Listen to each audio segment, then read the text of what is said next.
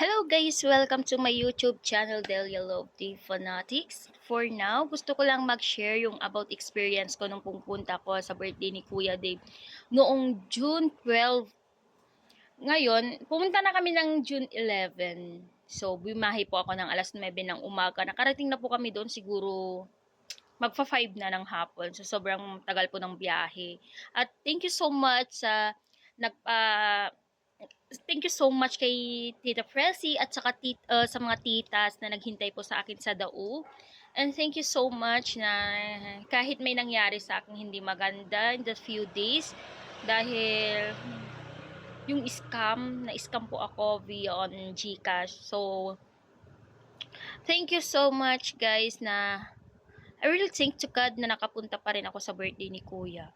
So, ang masasabi ko lang about sa pagpunta ko kay Kuya, malaking pinagbago ni Kuya. Nung pagpunta namin nung anniversary pa, medyo mahiyain siya na parang kung hindi mo siya pinansin, parang pangiting-ngiti lang siya. Pero yung pagiging mabait and then pagiging sa mga tita, andoon yung love. Ramdam mo yung love kahit hindi mo siya masyadong nakakausap. Pero ngayon kasi ang napansin ko kay Kuya, medyo mas malapit na siya ngayon sa mga titas and nakikihalubilo na siya and masaya ako dahil nakasama ko siya ng gabi. Sinamahan niya ako bumili ng pagkain, nag-e-bike kami at sumama din si Tita Mayet, and then may nakalimutan kami doon sa bahay nila, kinuha namin ulit. So I'm very thankful na yung Kuya Dave po natin, ang laki po ng improvement and naging palabiro siya. Alam niyo ba na, ito lang natawa lang ako sa katanungan niya. Kasi nung gabi yon, ang usapan po namin, kasi tinanong ko po yung aso niya kung asan. So, binanggit po niya yung aso niya kung asan yung aso niya. So, hinayaan po namin. And then, bigla siyang sumagot. Sabi niya sa akin, Tita Delia, sabi niya, pag ba ako'y kinagat ng aso? Ay, hindi. Wait lang. Paano ba yung pagkasabi niya? Aso yung usapan namin, pero ang sabi niya pala sa akin, Tita Delia, sabi niya, pag ba kinagat ako, magpapa-inject ba ako? So, hindi ko naman alam kung ano yung kakagat sa kanya. So, ang sinagot ko, oo, syempre anak, kailangan mong magpa-inject, gawa nga ng baka marabis ka. Ayun pala, ang tinatanong niya, kung magpapa-inject daw po pa siya ng anti-rabies kung kinagat lang siya ng langgam. So, ang dami kong tawa. And then naman, susunod na naman. E di, kasi umaambon yun eh. Ginawa niyang roller coaster guys, yung e-bike namin. So, natuwa ako kasi kaya na niya kaming i-joke na mga tita, na mga ate niya. Kaya na kaming i-joke, hindi katulad dati na mahiyain siya, pag naka-bless na siya, nakayakap na siya, upo na siya tatabi. So, parang naging malapit siya. And then, masaya ako na nakilala ko din yung mga friend niya. Alam niyo po ba, sobra pong pagmamahal po ng Manalastas po sa kanya. And shout out po kay Tita Ethel. I miss you, Tita Ethel. Na-miss kita. Yung banding po namin ni Tita Ethel, kahit first meet pa lang po namin, yung love, yung super po bait ni Tita Ethel. I really appreciate that, Tita Ethel. And then sa mga titas na nakasama ko, na pumunta sa Manalastas, sila Tita Mayet, si Tita Pressy, si Nanay Remedyo, si Tita Wilmy, si Tita Pasita, si Tita Alicia, and then si Tita Nitz.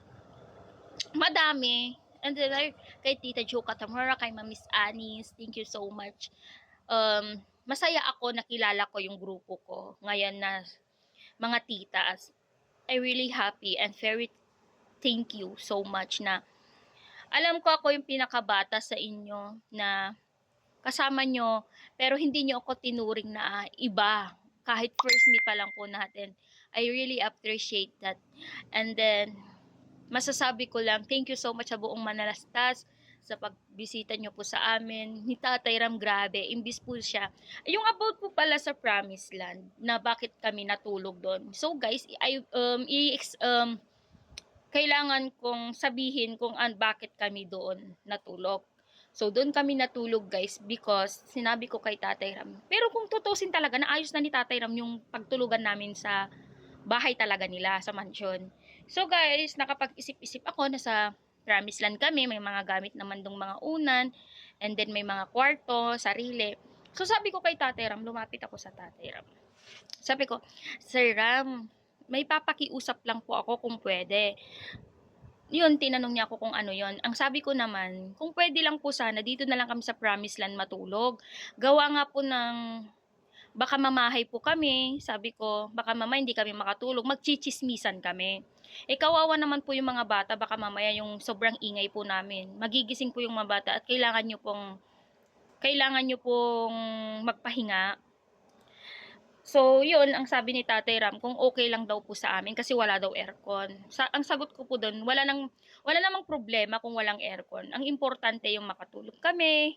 So, masaya ako kay Tatay Ram na super bait po niya. Hindi po niya kami pinabayaan. Si Sweet Marys, thank you so much. Si Tita Janet, sila Tita Pat, si Tek Darius, and then si Tek Lito. Yan, si Tek Lito, nagdadala ng mga kape namin, ganyan. Alam mo ba, ang buong Manalastas po ay super bait po. Wala po akong masabi sa inyo. Ngayon po, yung about po sa videos na naisend or sa picture po ng event na naisend, yung pong pinagbintangan po nila, hindi po siya ang nagsend. At yung gabi na po yun, yung pinadala pong video na po yun, na pinakita po sa live, si Tita Mayet po nasa gilid. Nasa gilid po. Ako naman po, andito ako sa kabilang table kasi halos katabi ko si Kuya doon ako sa likod ni Kuya Kumakain po kami, gawa nga po na late po kami kumain nila Tita Mayet, ni Dave, at yung mga friend niya at ako kasi lumabas nga po kami nila Dave. Nag-e-bike po kami, linibot-libot po namin yun. So, late po kami kumain, kaya kami po yung nahuli. Pero yung about po sa decoration, oo, yung sinabi po nila na ako may kasalanan kasi nag-live. Opo, nag-live po ako pero tutok po sa mukha ko. Siguro po nadaan kong ganon pero hindi ko po pinokus. As respect po sa may pasabog po na yon. Pero yung si Tita Mayet po, hindi po siya yung nag-send nun. Hindi po siya. Kasi si Tita Mayet po dun po sa gilid.